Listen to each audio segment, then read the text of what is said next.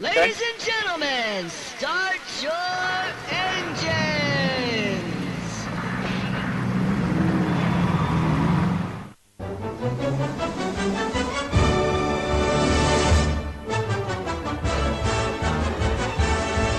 Welcome to the Sooner Sportsmods, live from Oklahoma City, Oklahoma. Here is Larry Carr, Steve Slater, and Richie White on Sooner Sportsmods. All right, welcome to the show, everybody. Good evening, good evening, good evening. Another week for Sooner Sportsmods. We're going to have a little off the beaten path evening as we haven't had a Sooner Sportsmod race since 9/9. I believe that was when the last race was. So we're actually going to go into some other stuff and discuss the chassis that is for the Sooner Sports Mod. And we're going to have a great gentleman come on and join us.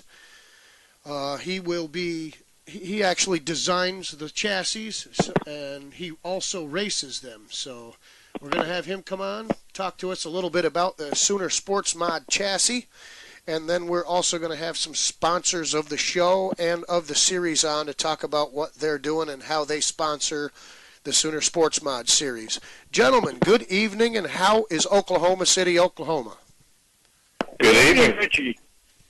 Steve, how you doing? Well, just watching the rain, man. Yeah, it's raining here in Oklahoma. Probably not too bad weather for middle of September, into September. Usually this time of year around Oklahoma, it's hotter than blue blazes, and we're waiting for fall to actually kick in. The good thing about it, I'm not on call tonight. Right. Because usually when we have heavy rain like this, I'm back at work. So. Oh, you guys got some heavy rain coming down there. Oh, yeah, it's raining a bit. Well, thanks for sending us your weather, because it's been nothing but high 90s for the last 6 straight days. We've broke more state records in late September, beginning of fall. It's more like early August weather up here. I'm sweating my back off up here. It's been pretty moderate here. Well, send it our way. Send it our way. I think we'll keep it for a while. Good racing weather. Yes, it is. Hopefully it stays like this for next weekend. Yeah. Well, we should probably talk about that. What's happening next weekend? Like, I don't know. October 7th, we'll be back over in Enid, and it'll be back at our normal schedule, I believe. It's at 6 o'clock. I'm going to double check on that. Sometimes I tell you wrong.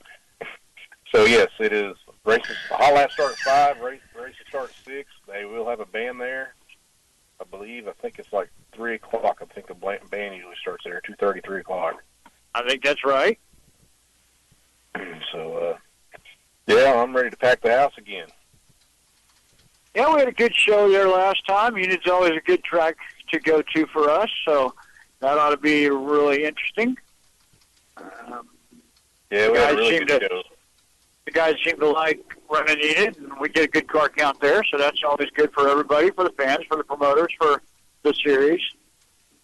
Yeah, it's a really good place. A lot of people just love Enid because it just kind of feels home for them, and you just feel like I myself even feel at home over there. So, of course, I love all racetracks, and don't get me wrong on that one.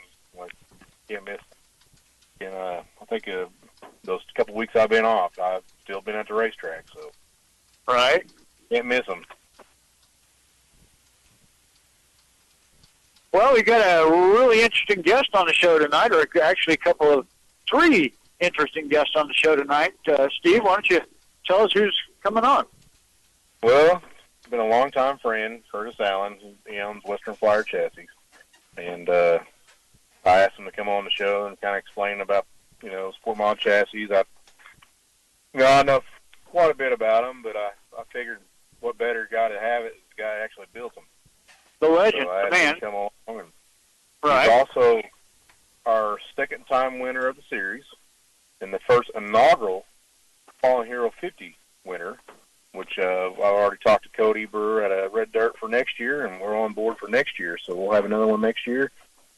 The Fallen Hero 50, we're going to do things a little different. We're not going to have it on Memorial Day weekend like we did like this year. That way everybody can go. Won't be at the lakes and all. Right. So it'll either be the week before or the week after.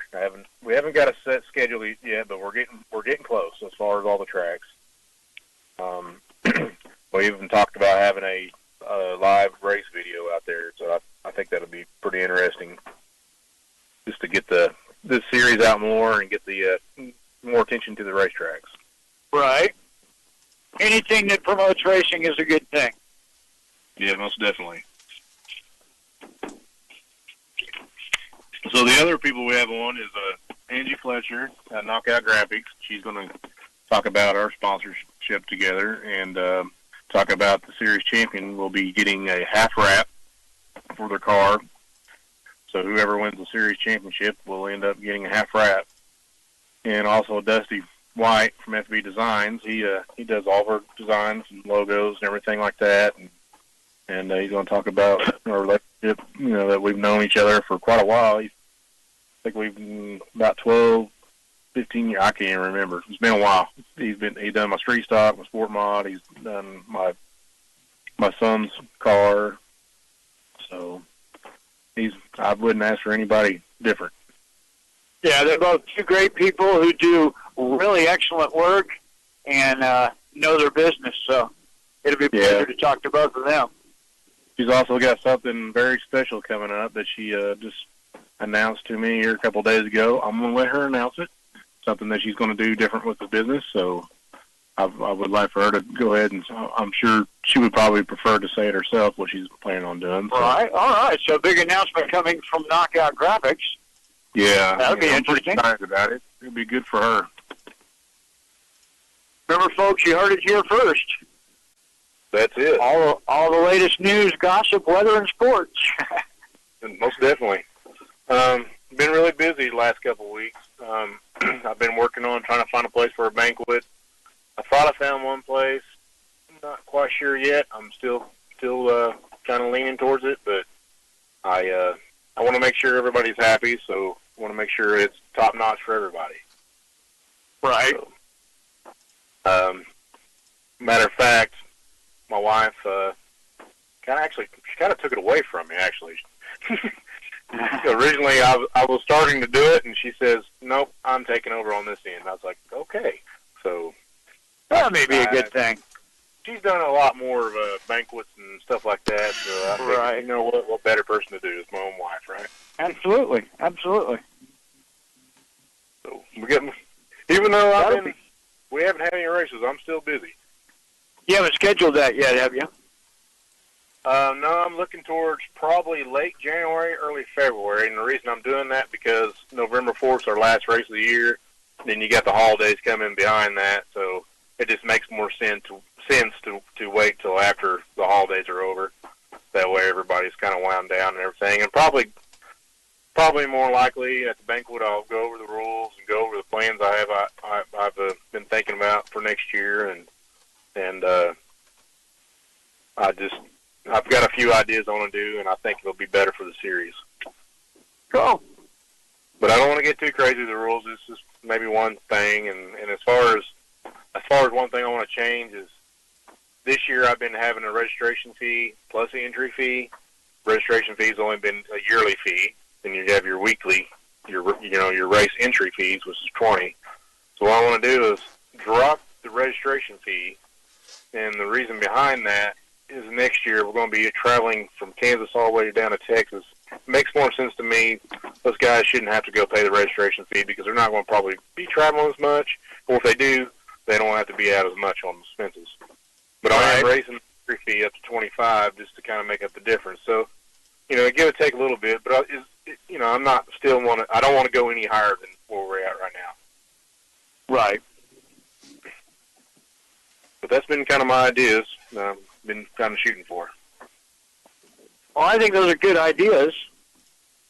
And I think that'll move the series along. And like you say, well, we're, some of these tracks in Texas and Kansas and wherever else you're going to be going next year, it'll give those guys a little bit of a boost for, not have to join a series that they're not going to run with more than one or two times. So.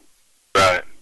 And I'm hoping they all travel with us, but, of course. We'd like for them all to come travel around with us, but, it's hard. I understand it's hard to travel, but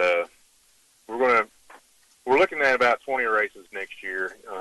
It's going to be, this year we only had 9 races, and my plan was to have between 8 to 10 races, which that's where I got, between 8 to 10 races, and then I was planning on the next year is doubling up, and I think we're going to stick with the 20 race deal. I think that's fair enough. It's not too many, but it's kind of right in that area. That way you have a little bit of break time in between.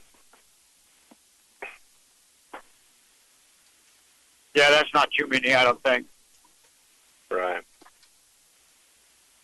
So. Plus, it gives you a few in just in case of, something happens, weather or rain out, or, I know we don't like to say the R word, but there it is. It happens. Yeah, it does happen, unfortunately. But you got to watch your mouth. You're live on the air. I know. They'll be washing my mouth out with soap. Yeah. I'll get them next weekend at the racetrack, right? So everybody needs to remember October 22nd is our raffle ticket. We're going to be doing our drawing that day for the AR-15. We still have those for sale, $10 a piece. So anybody interested, they can either get with me at the racetrack or get with me, message me, or they can also pay on PayPal. I believe there's a link on my site that you can go on PayPal and get your raffle ticket, and we will be drawing that live on Facebook, and that's on October 22nd. So all that money goes towards the series, and that way we get all these guys a nice banquet for everybody. Yeah.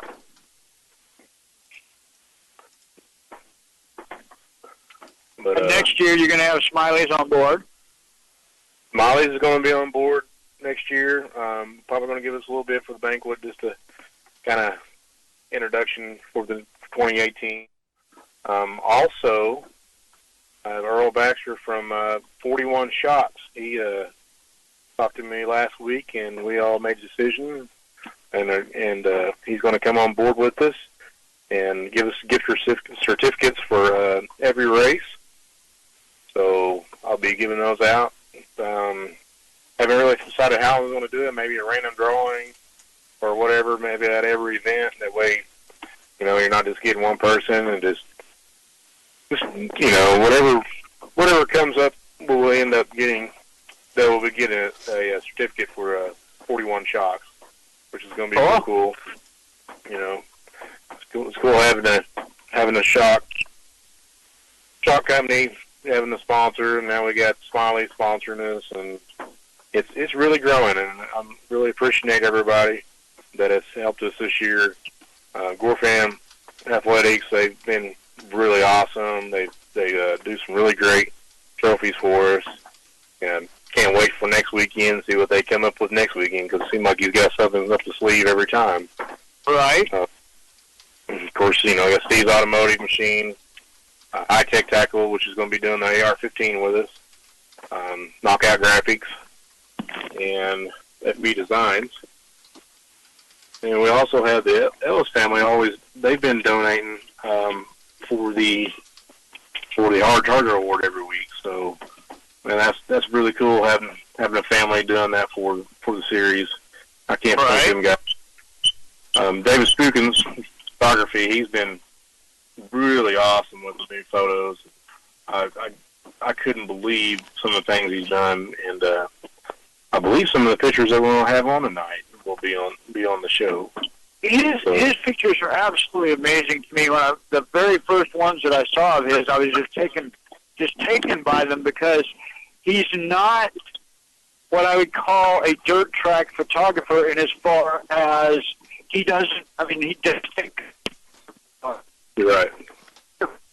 But he also manages to catch a lot of the behind-the-scenes stuff, and he sees he sees things with a photographer's eye, if you know what I mean, if you understand that. And he's really, really good, and his photography is really, really good. You know, not just as sports photography or just as racing pictures. You know, hey, here's a nice picture of my favorite driver. But not only that, but some of his pictures, they show the beauty in racing and the determination in the guys' faces. When he takes a picture of one of the drivers and they're in their race car, in their suit and everything, and you can see their face, you see that look of determination on their face, that studying, that deep, you know, I'm serious and I'm ready and I'm fired up, and he manages to get that across in his pictures. And not only that, but it's something as simple as a picture of a racing helmet, and you go, big deal, a picture of a racing helmet. Taken the right way, it's beautiful. Mm-hmm. I agree. He's done a really awesome job with that. It's amazing what he's come up with. I like the one of my dad and David Gibbons. That was a really good one. And that has that face like he's ready, you know. And that was one of my favorite ones. And he's also had one of my son and I, which, you know, I have those two pictures at work hanging up on the wall. So, right. But it's you know, and he catches those unseen, unknown moments when there's something going on, or when you're talking to somebody, or when there's an expression on your face that's just, you know, and he catches those, and it's really cool. Yeah, and he did a couple videos that last time too from the pits, and it was we seen a couple of them were kind of funny actually, or actually one really funny. Yeah. To my number one. That was so we got a kick out of that one. But he also had the start of the race for the Sportmods. You know, when you see all 26 cars coming from that close and that angle he had was. Oh yeah. That was really amazing to seeing that. And he had the shot he got of the last lap pass up there at Enid, and you know that was pretty good too. Yeah, that shot he had at that picture right there, that explains it all. Sparks flying, the whole works. Right, I mean, right. Good, better than that. Yeah. So, and you can't forget about Okie Dirt videos. He's been around there and been helping us and getting all the videos that we need, and that's been a real big help. So. Another guy that does a really good job at his job, quality videos, catches the action really well. Mm-hmm. And he's such a for it as well. He's a hard worker too. I mean, man, he gets around track to track to track. You never know where you're going to find him. Right. Yeah, he does. He does go everywhere. He's a good guy. Hello. Hey, what's going on? Oh, not much. I'm going to assume this is Curtis. Yes. All right, ladies and gentlemen, please welcome to the show the chassis builder, race car driver, and gentleman extraordinaire, Mr. Curtis Allen. How you doing, Curtis? Good. Thank you. Thanks for coming on. We really glad appreciate to be you here. being on the show with us tonight. And we'll try not to drag it out too long, but we're going to ask you a few questions and hopefully learn a little bit about Sportmod chassis and racing and all kind of stuff. Oh, yeah. No, that sounds good to me. All right. Well, I thought I'd open up with a little bit of a two-part question, and I'm hoping that answering the first part is going to lead us right into the second part. That'll be something we can talk about for quite a few minutes here, but I wanted to talk about Curtis Allen's background, his racing history, and, of course, the background and history of Western Flyer race car chassis. And I'm assuming that being a driver somehow or another led you to the building chassis, and I hope I'm correct about that. Oh, yeah. Yeah. No, I got into racing probably late 80s, around 90. I grew up in Chandler and had a friend of mine, Cody Osborne, that raced. I know Cody. Of course, yeah. Steve built our motors. So I've known Steve forever. And I helped him for years, and then that kind of led into helping. I helped Tony Anderson and Mike Whitworth for a few years, and probably around 2001, I had the opportunity to go to Dirtworks in Missouri and work for a little bit. And then I came back home. I brought a car with me, started racing, and started doing sheet metal work and repair work. And then over the years, I've worked for a couple other different drivers. I worked for Chad Wheeler for a year, helped him on running modified, and then I worked for Randy Timms for a few years, and that's kind of where we started the Western Flyer Sport Mods. Randy owns Western Flyer Trucking. When I went to work for him, we kind of opened up a shop doing repairs and sheet metal, and just kind of something to offset, overhead of having somebody working on race cars. So then one thing led to another, and the Sport Mod class was getting big. We decided, we'd try to build one, and Jeff Jackson was working for Randy at the time, and Jeff had built cars, over the past years, and so we got together and we built a car, and first car we built, Mark Robinson bought it, and it just went from there. And the first year we built 4 or 5 right off the bat and got them out, got them racing, and kind of took a little while. By the next year, man, it took off from there. We end up, right now, the car I have on the jig right now is car number 110. So 110. Yeah, it surprises me every day that I never thought we would get that far and build that many. But about 4 years ago, I ended up buying the business from Randy. So I've had it, on myself for the last 4 years, and it just seems like it keeps getting, a little bigger and a little bigger, and we're trying to expand right now into another market with modifieds and northern sport mods. So we've been working on that, and doing that, and trying to race and everything else in between. Oh, that's very interesting. I had always wondered what the tie-in was between Western Flyer race cars and Western Flyer Express, and you explained that pretty well there.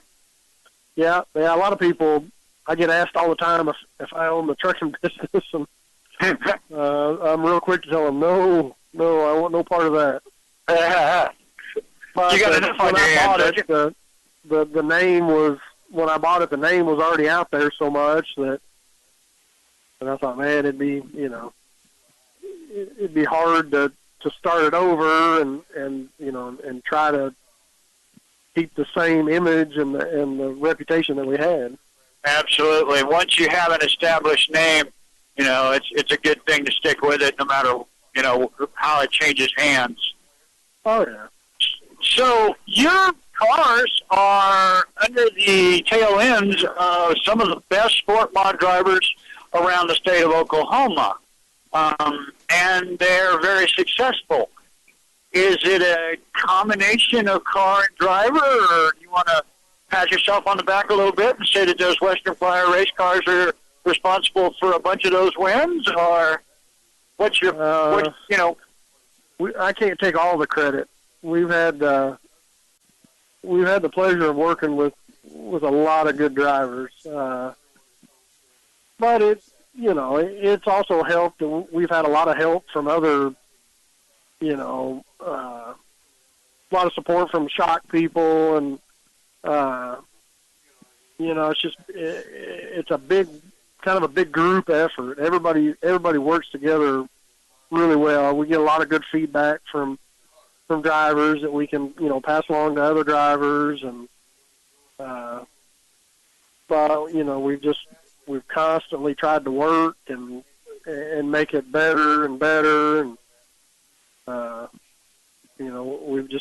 we've had a really good few years that where we've won a lot of races. Well, you yourself have had quite a bit of success over the years. I know, I'm not going to say the drivers shaking their boots when they see that 15 car come to the track, but they definitely know that their work's going to be cut out for them. Yeah, we've had some good years. My deal kind of fluctuates. It goes up and down because we're constantly. There's not too many weekends where we run the car the same every week.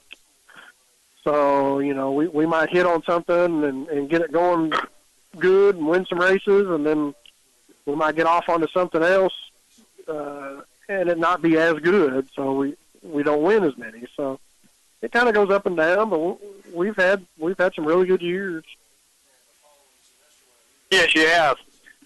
So how do you like running with the Sooner Sportmods series? I like it. I don't get to do it enough, but what I have done, I really liked it. It just seems our schedules don't always, for some reason, I don't know, we have a hard time getting the schedules the same. Seems like right. when they have a race, I haven't been able to go, and I got to run the one at Meeker and had a blast. How'd you like the new configuration of that track? I liked it.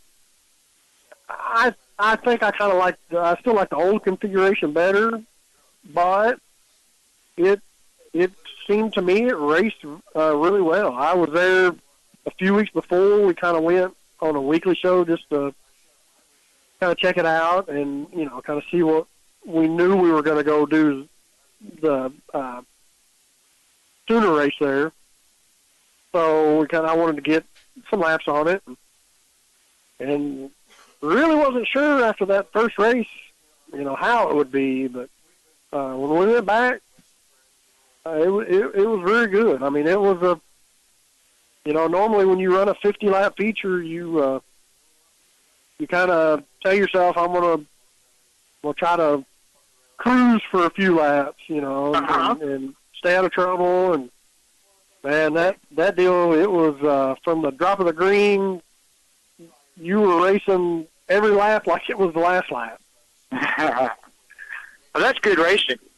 Oh yeah, no, it was a blast. It was Cody's fun. done some really good stuff out there with that track, and it's in really good shape right now. Last weekend I was out there, and they were running Sportmods 4 wide. Now that's racing. No, they've done a great job with it. I mean, I told somebody, that they've done a lot. You wouldn't recognize the place from years past. I mean, absolutely. I've been going out there since the '80s when James and Dickie owned the place, and it's changed so much over the years. And luckily, it's gotten better instead of worse, and just better and better. The facility is getting really nice now. It's a good place to go race. We were talking with Glenn Chappa and Jeff Roselle after the race last week, and they were talking about how they kind of like the shorter configuration because sometimes on the big tracks for the Sport Mod, you get that freight train, boring, nobody passing, racing that not only do the drivers not really like that, but the fans don't really like it. Yeah, no, there's definitely. I'm a fan of a short track. I've never been a real big track guy.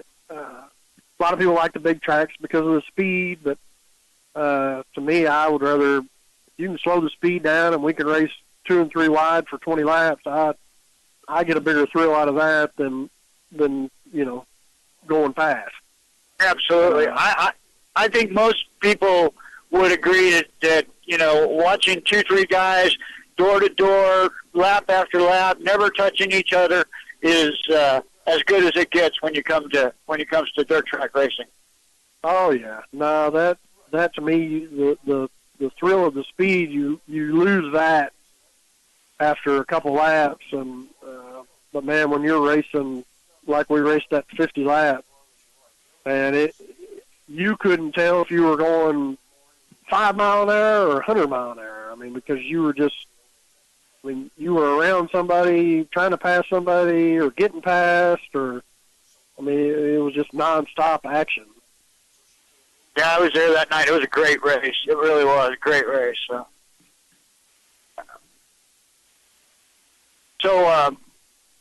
dang it, I don't know where I was going. I had a thought and I lost it. Steve, you got any questions while I read myself here? Well, we had a lot of people asking about the chassis and, what's, the car, what kind of car it is. They kind of want to know compared to the Northeastern mods, I believe. I think that was some of the people asked from the Northeastern part of the U.S. We have listeners all over the country, and some of them aren't really familiar with our Southern Sportmods here. Yeah, I actually got to take a car to a PRI show in Indianapolis a couple of years ago, and it was pretty interesting talking to people, and they would come and look at it, and they'd look under the back of it, and then they'd have to go back and look again, and they're like, man, that's got a stock rear suspension. But, it kind of catches them off guard, but all these cars are metric GM frame. We're allowed to cut it from behind the shock mounts back is all you can cut off on the back. Other than that, it's a stock frame from there forward. We run the stock GM configuration rear four-link, stock trailing arms. We're allowed to change the front end. You can put tubular upper A-frames and a aftermarket A-frame mount, but you still got to run the shock goes up through the spring just like it does on a production car. So it's in terms, it's a pretty stock car, but over the years, guys we've come up with better shocks, better bushings. The technology's gotten so much better that the speed of the cars has gotten faster and faster, and you get on the right track conditions, and the lap times between a sport mod and an open modified aren't that far off. We got a good Hoosier tire. We got a pretty big, 8-inch spoiler. So, man, you get that thing stuck to the ground, and they'll make some pretty good laps. And I think they're kind of attractive, kind of pretty looking cars as far as body goes.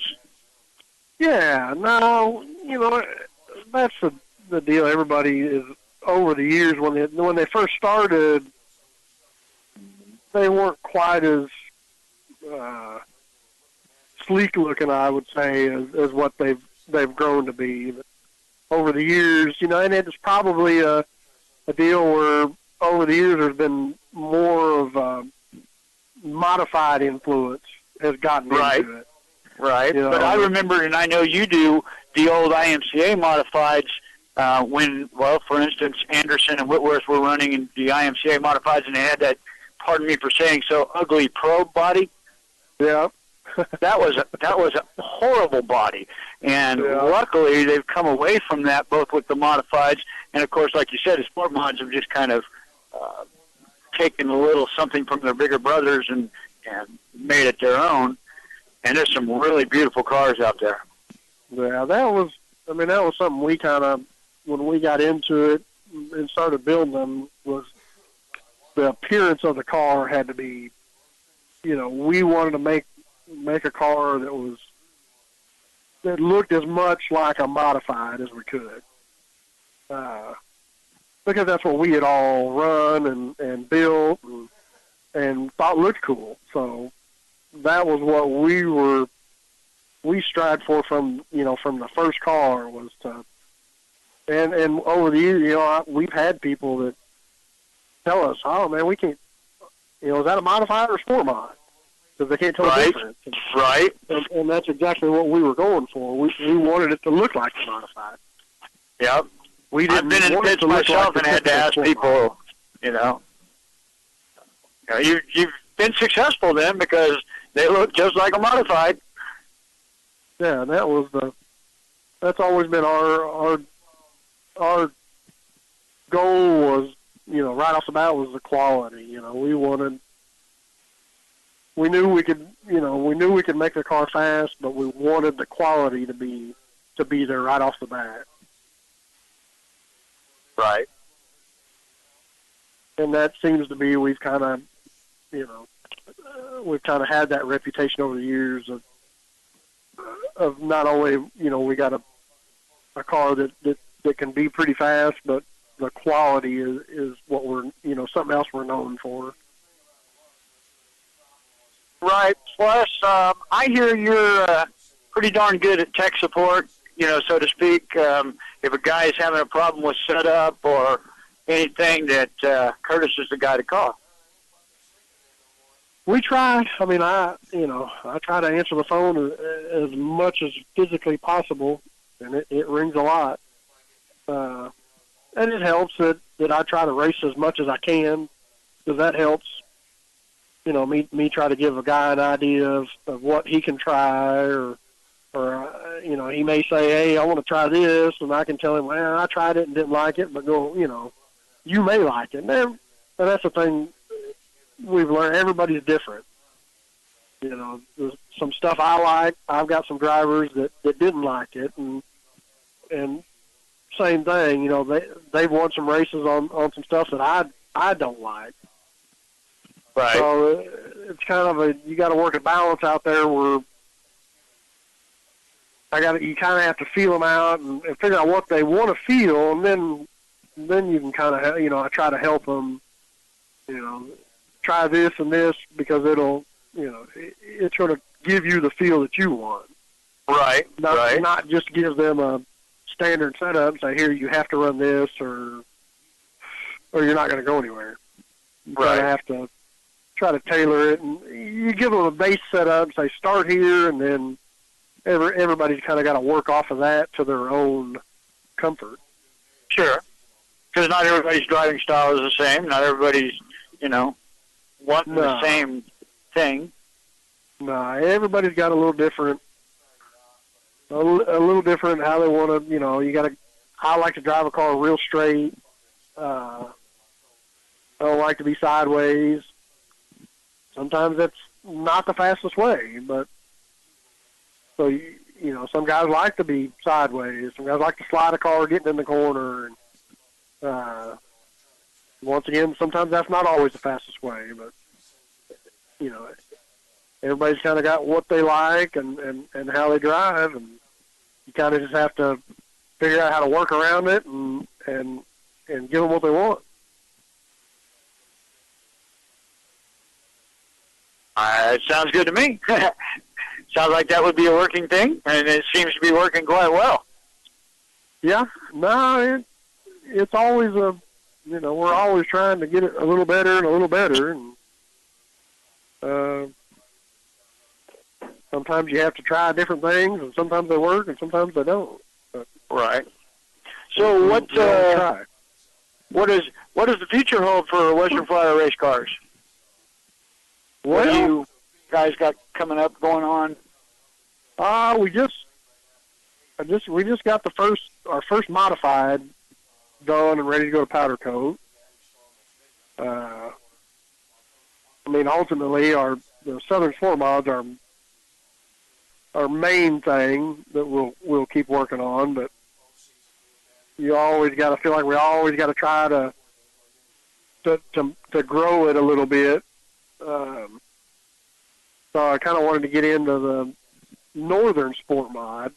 We're kind of where we're located right here in Oklahoma City is almost kind of the dividing line between the northern sport mod and the southern. So most everything north of us turns into either B mod or northern sport mod. So that's kind of been our goal, is to try to get into a little bit of that, and see how that goes. Well, that opens you up to another question then, so if you don't mind, since you were explaining about what a Southern Sport Mod is a while ago, for those of our listeners who might not know, what's the difference between a Northern Sport Mod and a Southern Sport Mod? Well, the Northern Sport Mod is basically the same chassis as a regular A Mod. It's a Chevelle frame, like a 64 to 72 Chevelle, whereas the Southern Sport Mod is a 78 to 89 metric Monte Carlo Cutlass. But the Northern is kind of where that came from. Is they kind of took the modified and backed it down. Went back to kind of what we started racing on. 2-link rear suspension, kind of the same motor as our Southern Sport Mod, but it's it doesn't have the stock trailing arms, and it has weight jacks on the front like a normal modified. So it's more what we used to run. But it kind of gets us almost back to where we started, which is kind of interested me to kind of go back to what we started racing in, and it's almost like you start all over again. Right.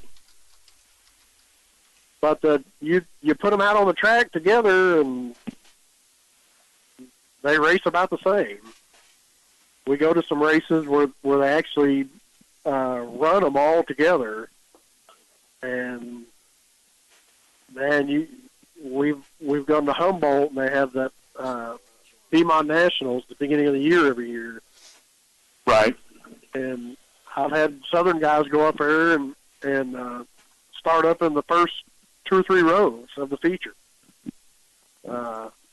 We've had guys run in the top 5 or 6. So I mean, speed wise, they're about on the same level.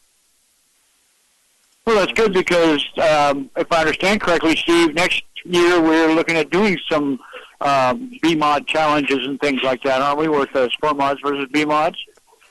Yeah, the Humboldt race we're going to have a B-Mod for Sport Mod race. Ma'am.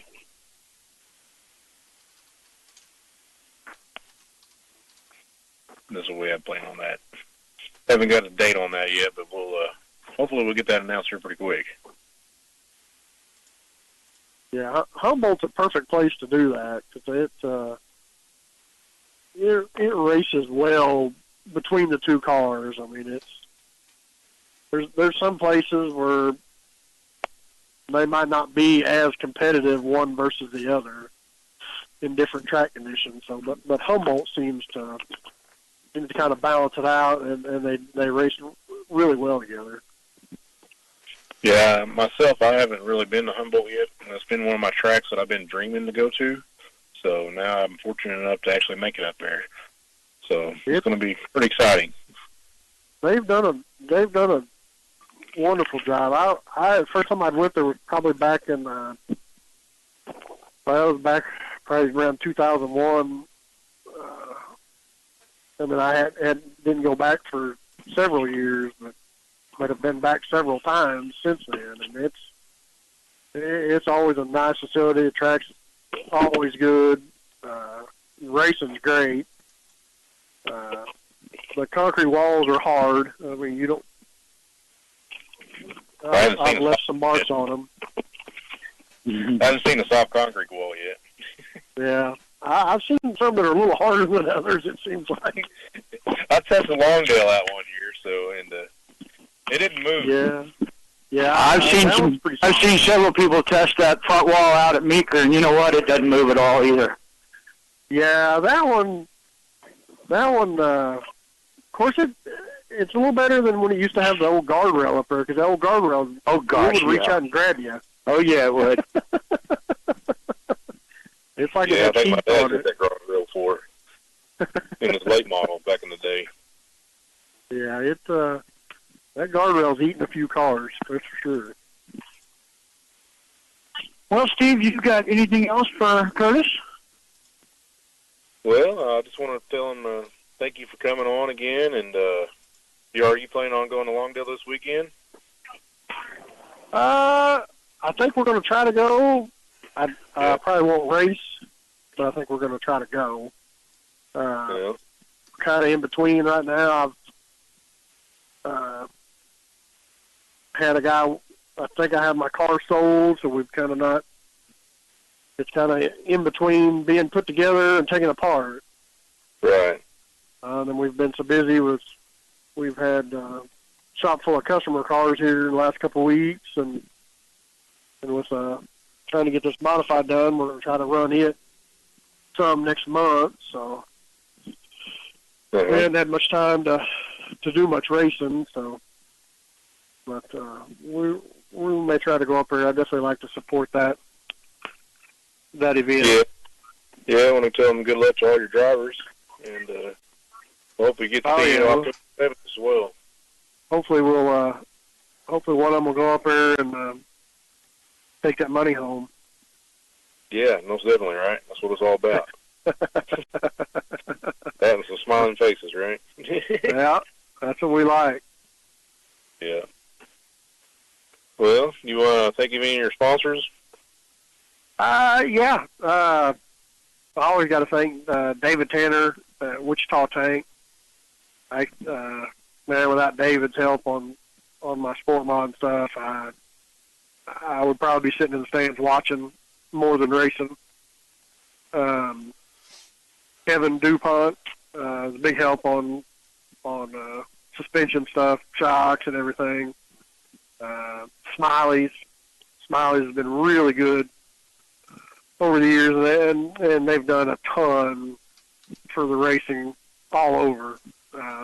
Tom does a lot for everybody as far as big events and Tom's a great banquets. Guy. I mean, you won't go to a banquet that's not giving away something from Smiley's.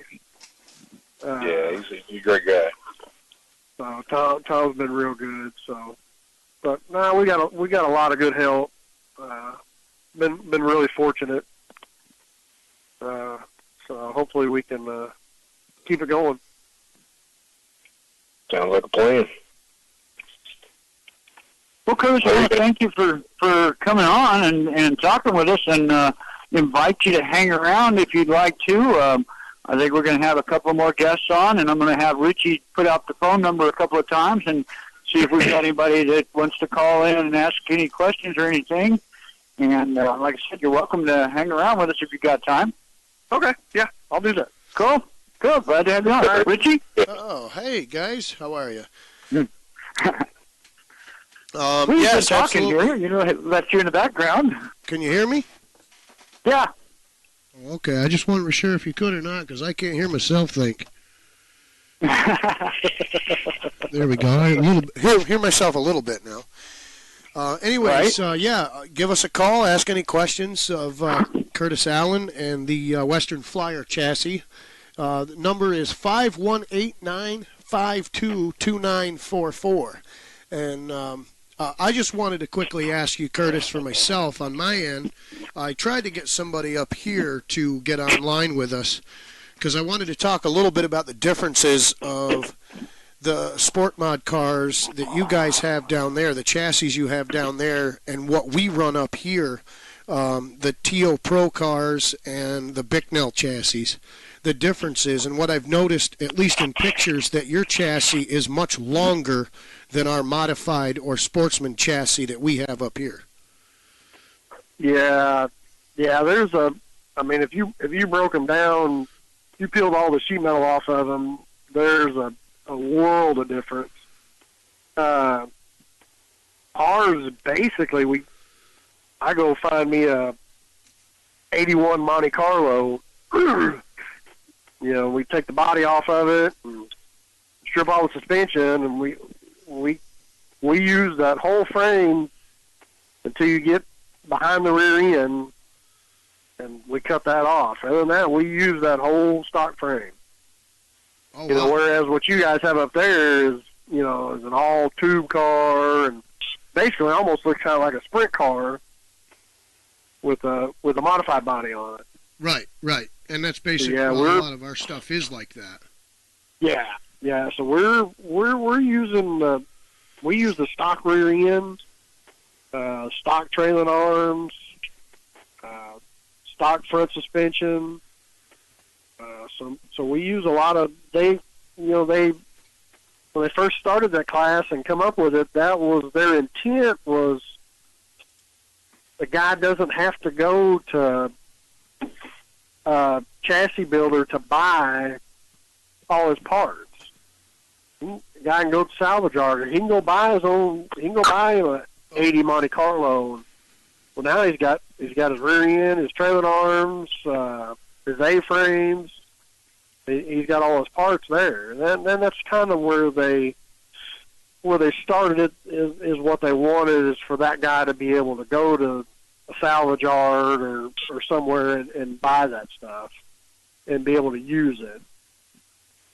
So it's kind of where they, where it originated, what they wanted. Nice, nice. Well, thank you, because I was kind of wondering how you guys did that, because like I said, looking at it, it is a much longer frame, and yeah, because like the whole front end, you can see, looking at the pictures I'm seeing online, you can almost see the engine through the one hole there. Yep. And versus ours, you can't see that kind of stuff until you tear the half of the front end apart.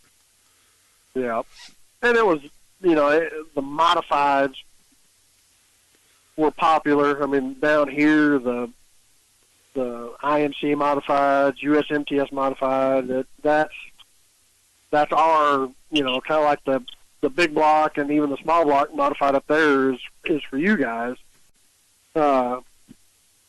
This was the expense of the modified was getting bigger and bigger and bigger, and so this was kind of born to give you the look of a modified, but on a smaller budget. More like a budget. What we call them up here is like a budget sportsman, and basically what it is, it's our modified chassis with a 602 crate engine in it. Yeah. Yep.